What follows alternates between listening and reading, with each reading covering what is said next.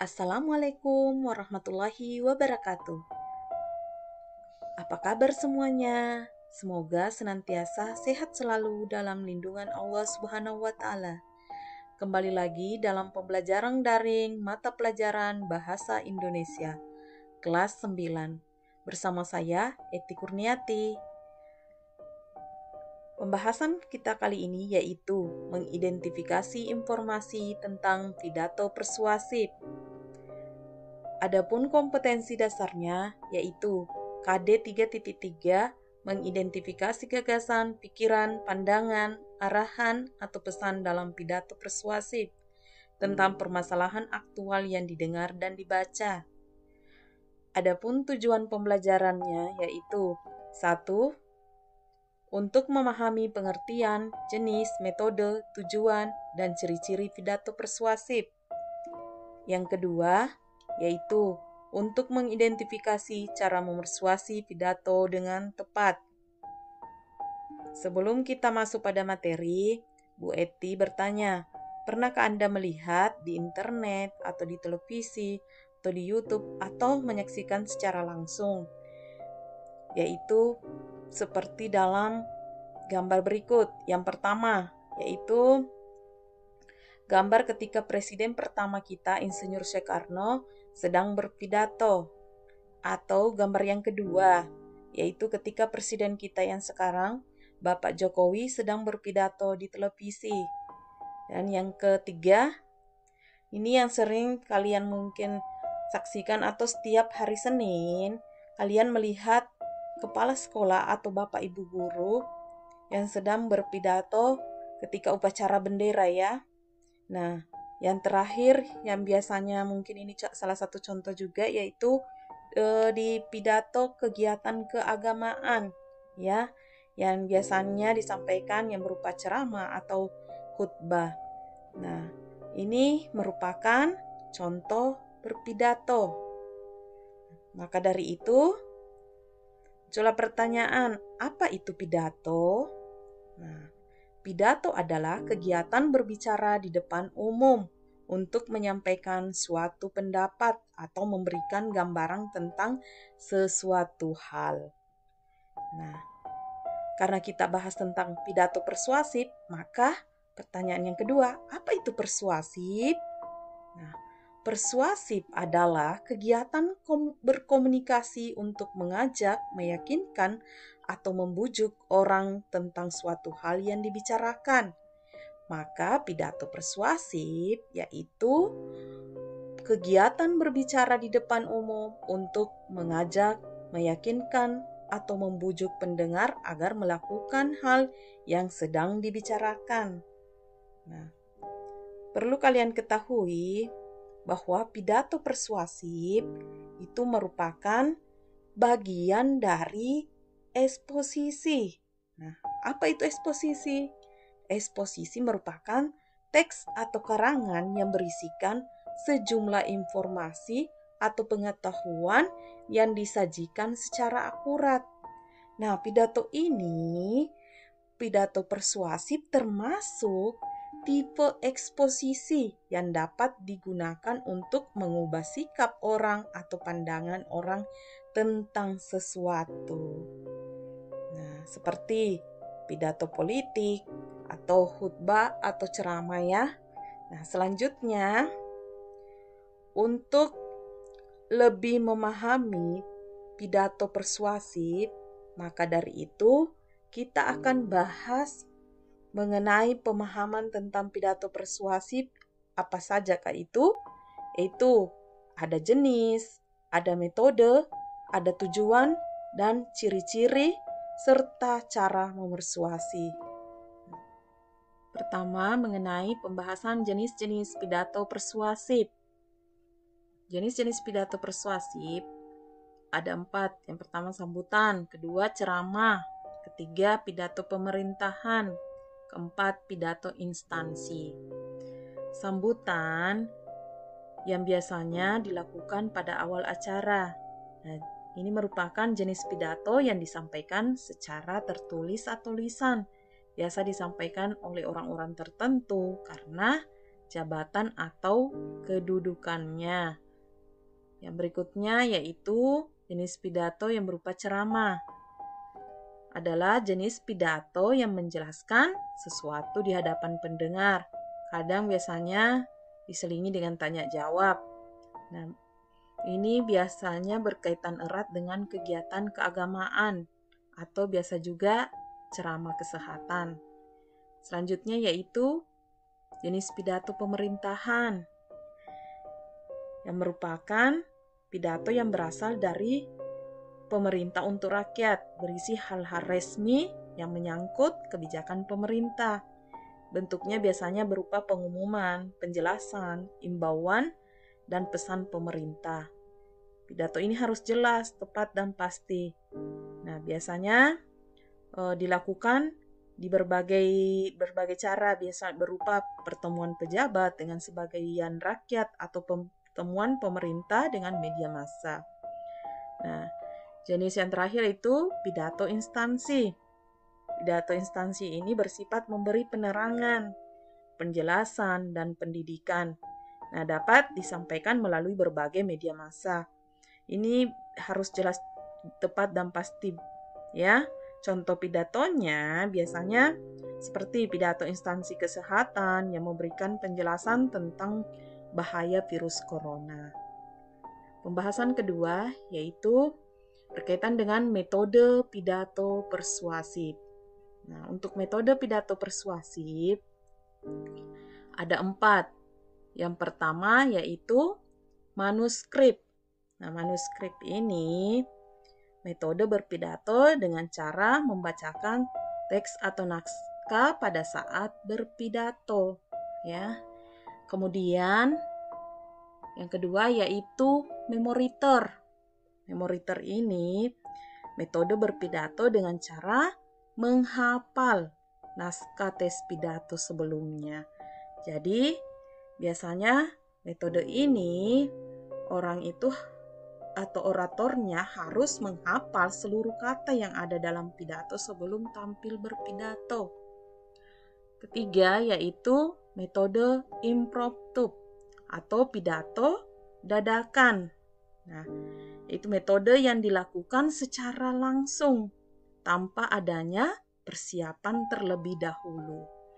Nah, yang terakhir yaitu extemporan atau berupa tingkat mahir atau berpengalaman, ya. Itu metode berpidato yang biasanya berisi garis besar atau poin-poin penting saja yang disampaikan. Seperti kalian biasanya lihat ketika upacara bendera, Bapak Ibu gurunya menyampaikan amanat yang berisi tentang garis-garis besarnya saja. Nah, itulah metode pidato persuasif. Ya, selanjutnya yaitu pembahasan ketiga berkaitan dengan tujuan pidato persuasif. Yang pertama yaitu mengajak. Kedua, meyakinkan audiens. Ketiga, mengubah pemikiran orang. Mengajak di sini maksudnya mengajak orang untuk melakukan sesuatu hal yang dibicarakan.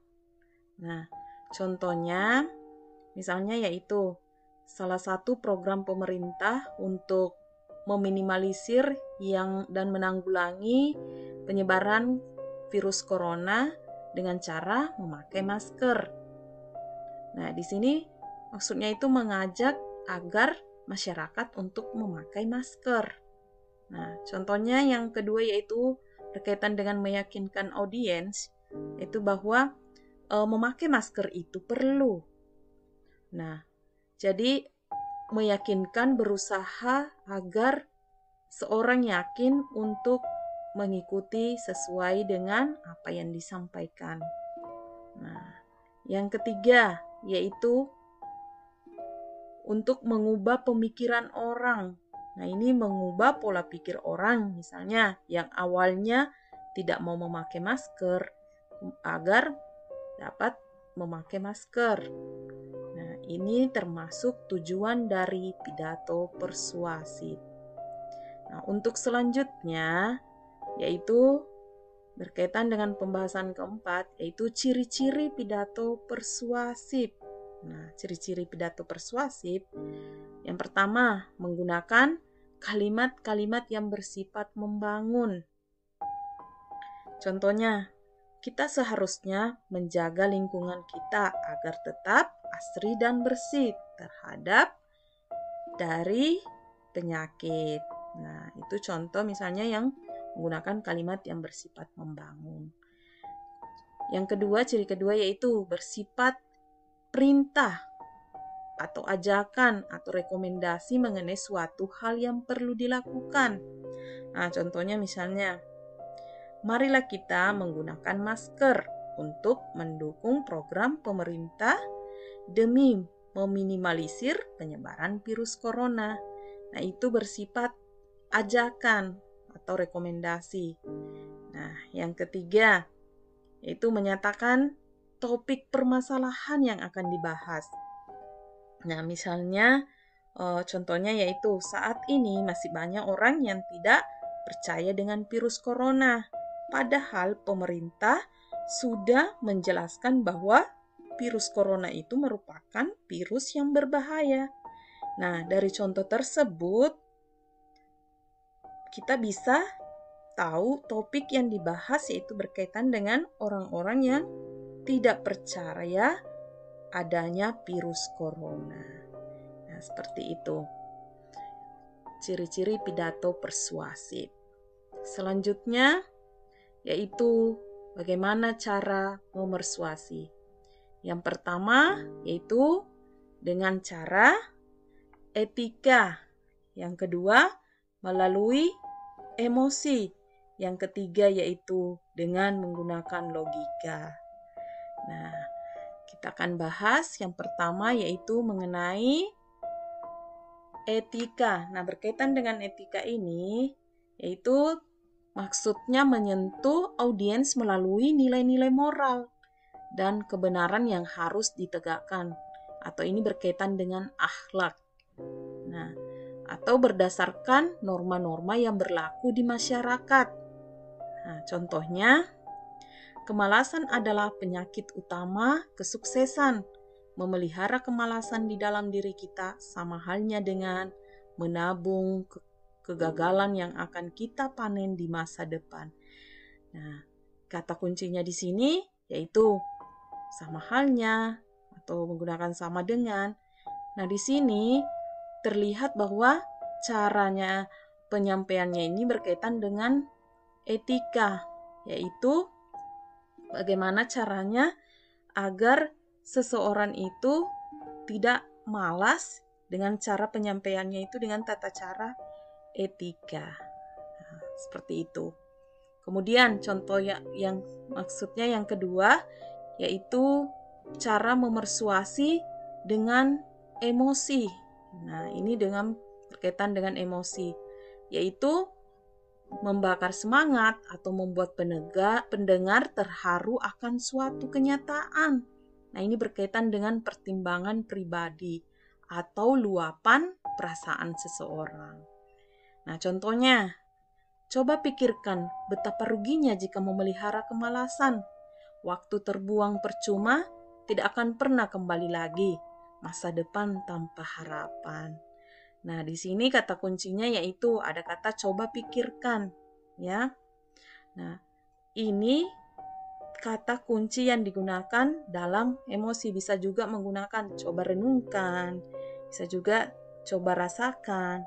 Nah, itu cara mempersuasi dengan menggunakan emosi.